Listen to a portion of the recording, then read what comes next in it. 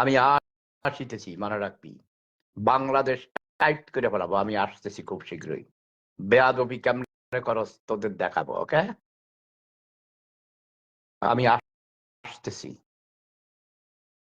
জয় বাংলা, জয় বঙ্গবন্ধু, জয় আমার হাঁটু আপা।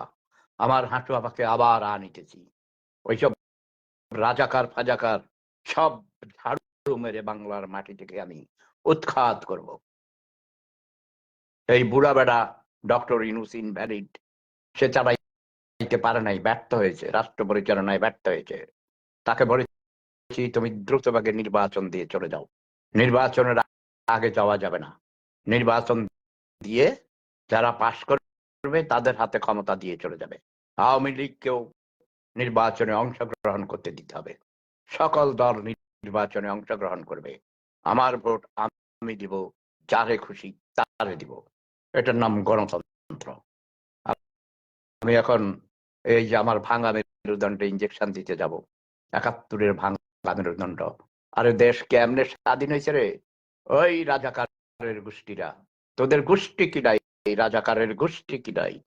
প্রেম ধর্ম সেরা ধর্ম। জয় বাংলা, জয় বঙ্গবন্ধু, জয় শেখ হাসিনা।